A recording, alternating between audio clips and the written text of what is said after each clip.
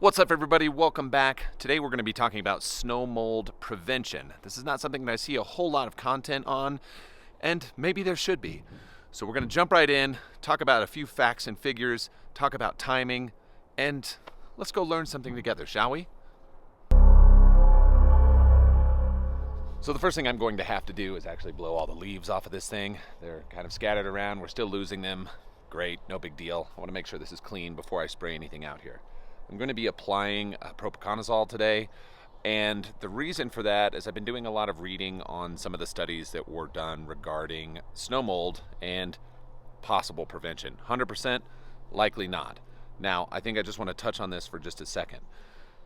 I only ever dealt with snow mold one time. I want to say it was 2 years ago. I can probably find a video up, and if I do, I'll link it right here, and if not, forget that I'm just pointing to the sky. So I didn't do anything about that. I never applied any fungicides to the lawn area, so it was never really an issue. This is a little bit of a different animal. One thing I can tell you is that year that I had snow mold, I had been cutting super short. And so it was the first year that I came through a winter and saw that. Typically in the lawn on average height cut grass, I never really saw that issue.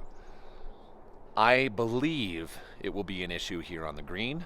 I see it fairly commonly on some of the greens around in the early springtime, so I just want to get out ahead of that. So as you can see, I was out here doing some stuff on the green, and that's really going to be the main area that we're talking about here. I'm not going to be doing anything to the lawn itself. We're just going to leave this how it is. So maybe there'll be a comparison between up here and down there. Maybe not. We'll find out, of course, 6 months from now. So for those of you that do deal with the white stuff, this may be something that you want to take a look at, is doing a late season fungicide application to help prevent snow mold from forming in the springtime. If you've done that in the past, or if that's something as part of your regular program, drop a comment down below, share that with others. I think that would be really important. So I'd like to show you what is happening with the putting surface right now, because still I am getting these sandy spots to fill in. There's new growth all through there, but it's pretty much arrested at this point. If I pulled back on some videos and looked at this larger sand spot here, that thing is closed up maybe 25% or so over the last couple of weeks. But you can see already that we're browning out, we're going dormant. But just interestingly enough, like, we've had a ton of rain and snow and quite a few frosts. At night, temperatures are always down into the mid-20s right now. So I mean, it's really done. But the surface underneath has actually really filled in well, and I've kept this long for the last little bit just to let it kind of grow up, so that when I do this final sort of top dressing application, I just sort of brush in and cover, and we start to get new growth coming into the springtime.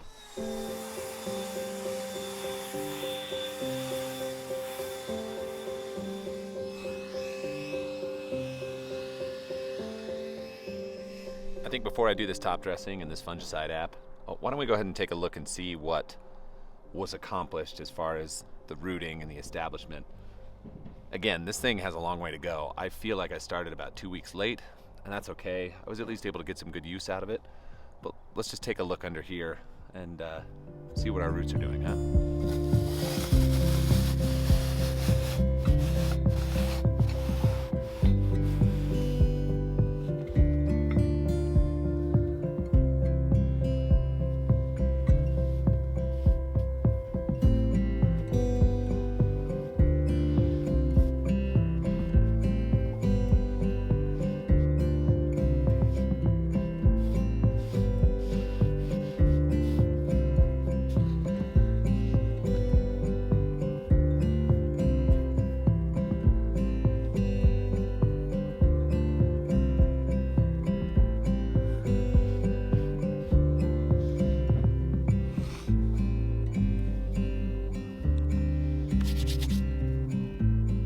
So there you have it right there. Maybe 3 inches or so. That's about what we're down to. It's about what we were able to get this year. I mean, that's what's holding. It's not too bad. I mean, it's got a long ways to go still, but I think I feel pretty good about how that all looks.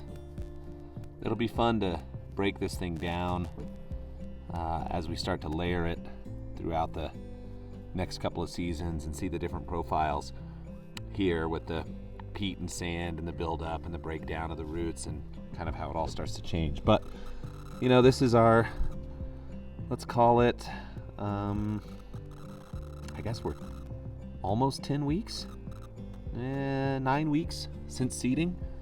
So, you know, it's pretty cool. There you go. Good as new.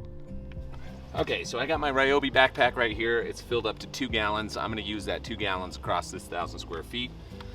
I am going to apply 2 ounces of propiconazole inside that 2 gallons, spread it over 1,000 square feet. Now, a couple things that I find very interesting about all of this is if you've been a part of this channel, and if you're not, subscribe. This is the first time fungicide's been applied to my property or any other one that I've gone out and looked at. The very, very first time.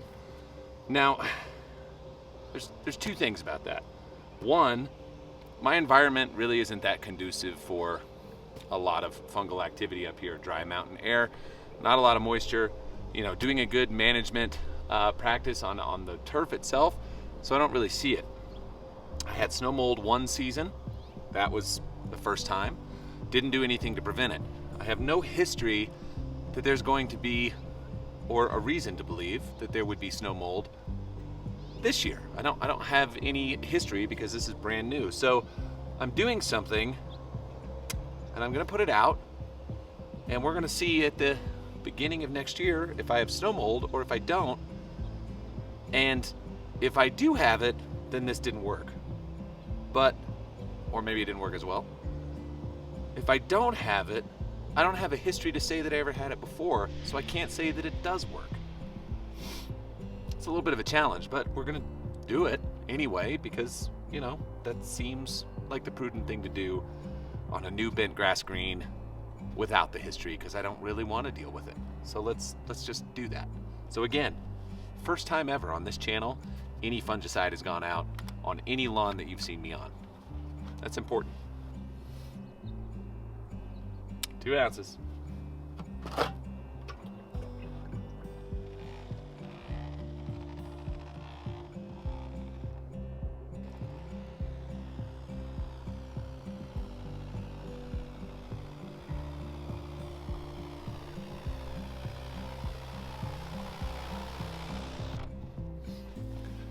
So with the fungicide app down, there is one thing I do want to recommend to everybody out there is to pick up some of that right there. This is a tank cleaner, especially before going into winter. Any time between chemical applications when you're using backpack or pump sprayers or really any sprayer, this stuff goes a long, long way. Put it in, clean out your sprayer, get the chemical residue out, dispose of it properly, but having a little bit of this on hand is really a good idea. That's the Blazer tank cleaner. So that'll be going in after we're all done. But here is the most important piece. The day that I did that application, it was cold and it had been snowing for a few days leading up to it. Obviously there's no snow on the ground now, but it is coming. So most of what I have read and looked into about this is it's all about timing and getting the application down within a 4-week time frame of when snow is supposed to blanket everything. So it could warm up here. Usually it's pretty safe to say that by the time we're getting to Halloween, then we're gonna have snow on the ground pretty much by mid-November. Sometimes we don't. The last couple of years we definitely haven't, so I'm going to be watching that.